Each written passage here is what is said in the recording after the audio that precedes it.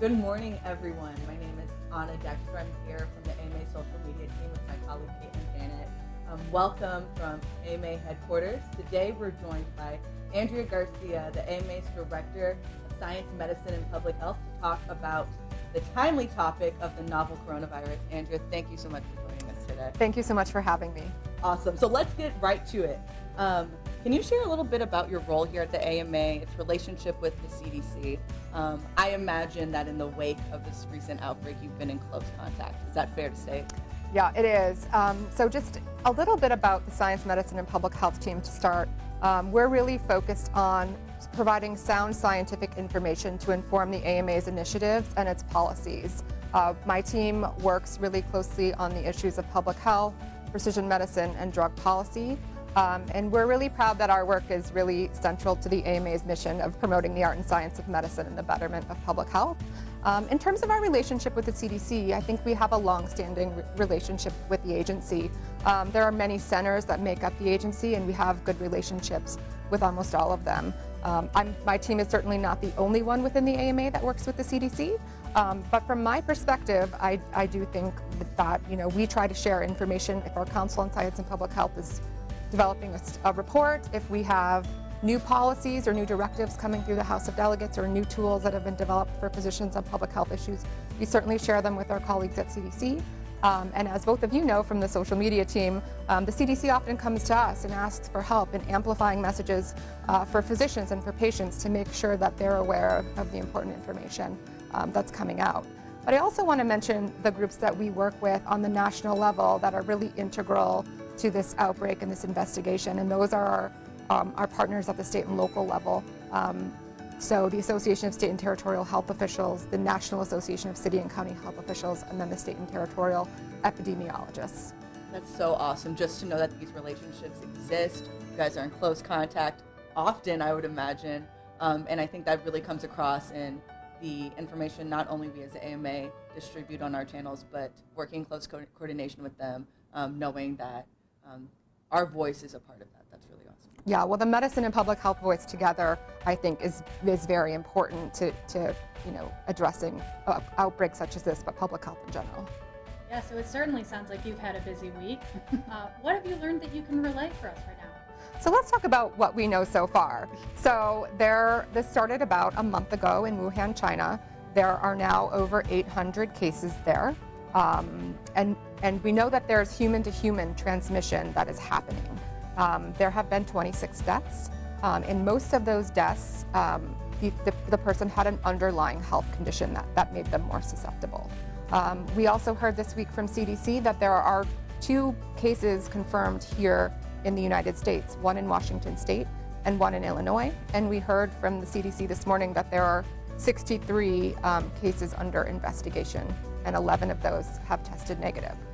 So some of those are still in the process. But the CDC has certainly been integral in providing advice to physicians on this, so physicians know what to do. If a patient comes in and has symptoms, which include a fever, cough, or shortness of breath, they should absolutely be taking a travel history. That's going to be a really important factor in determining whether this is a patient under investigation. And then once you have that information, it's very important to contact your state and local health department so that they can get involved. The question I have for you, you mentioned a travel history. Is there a certain time frame, a matter of days or weeks that are really critical to assigning whether or not this person may have come into contact with this virus? So based on what we know so far, the CDC is saying 14 days. Yeah, you brought up quite a number of health agencies, and it sounds like there's a robust network. So you got into it a little bit, but what are those public health agencies doing to contain this and also get information? Certainly. So obviously when we think about health, most of us think about the healthcare system. We think about hospitals and doctors. But there's also this system of the public health system, which often works behind the scenes and people aren't as familiar with. But they're working every day to keep us safe and to protect our health.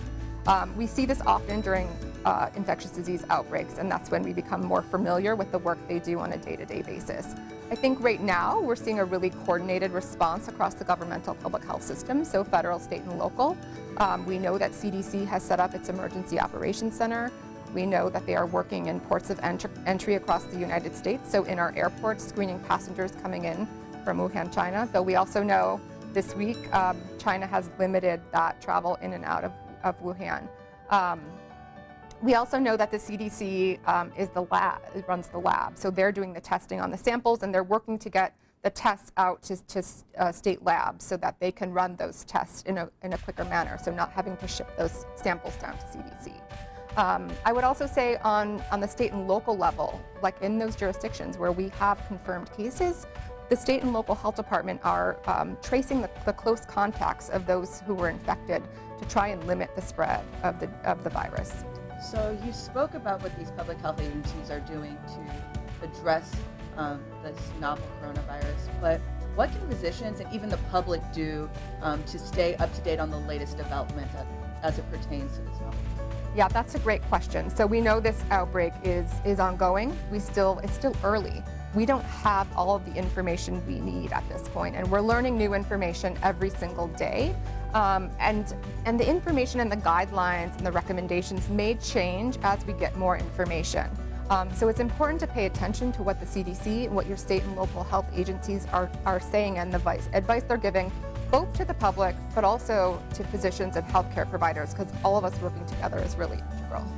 You mentioned what's being said and what to pay attention to what's being said. And speaking of that, there's been quite a lot of conversation on social media about this. We've been observing a number of mentions of #coronavirus, which we've actually outlined over there on the whiteboard. This is since Monday, so January 20th. Since then, there have been 1.2 million mentions of #coronavirus on social media. And you can see, mapping it out day by day, that's been growing, and it actually peaked yesterday. We'll see what happens today. But when you expand that search to read #coronavirus or China, it jumps right up to 1.4 million mentions. So given that there is quite a high volume of conversation within such a short period of time, what are the implications for that kind of chatter and discussion on the internet? Well, I think it's important to realize that just because something is being talked about doesn't mean the risk is increased. We're hearing from public health agencies that here in the United States, the risk is low. And we need to look for trusted sources of information. So we've talked about CDC and health departments, but also peer-reviewed scientific journals such as JAMA, the information posted on the AMA EdHub, and the AMA often amplifies the information from CDC to help make sure physicians and the public are aware of it. Absolutely. We will link to some of the resources that you mentioned in the post itself here. So look below in the comments if you are looking for that reading module that is specific to outbreaks. So that's great that you mentioned that the CDC is sort of the North Star information, and that's a great place for people to bookmark and continue to go back to. Is that correct? Yes, absolutely. Awesome. So Andrea, you talked about these trusted sources like the CDC, but obviously people get their news from a variety of sources.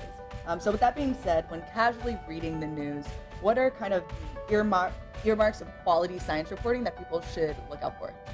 Well, I think it's important to note that the CDC obviously has calls with the media because that's a mechanism for them to get information out to the public. But when you're seeing people posting opinions or things that are not based in science, I mean, what you really want to look for is where they're getting their information from. Is that information coming from a trusted source? Is it coming from the CDC? Is it coming from, like we mentioned, peer-reviewed journals? What is the original source, or is it just someone's opinion? So I think it's also important to touch on the fact that just because there is a high volume of mentions, that doesn't necessarily mean that physicians shouldn't be out there spreading that information, sharing some of those really important trusted sources and making the internet a smarter place. Because as physicians on the internet, if you are savvy, we know from experience of working with many of our members that they are looked to within their networks as sort of that source of truth. Mm-hmm. So if physicians aren't out there spreading this information, then perhaps someone else will come in and fill that with misinformation. So I think it's really important to drive home the fact that if you are inclined to be out there on the internet, there's a lot of good information that you can be sharing to combat some of that misinformation. Many of the sources we've covered here today. Yeah, absolutely. And I know you guys do a good job of making sure the information you post is based in science, it's evidence-based. and is coming from trusted sources. So amplifying those messages that AMA puts out is a good starting point. That's great. And to that end, I think everyone should follow the AMA on social media. Yes. So with that being said, Andrea, thank you so much for joining us here today to talk about this really timely issue that's clearly stirring up quite a bit of conversation. As Caitlin just mentioned, for the latest developments and updates on this novel coronavirus and other things that impact the public health sphere, please follow the AMA on all of our social channels. That includes Twitter, Instagram, LinkedIn, and even right here on Facebook. So thank you for joining us. And again, thank you, Andrea, for being here with us. Thank you for having me.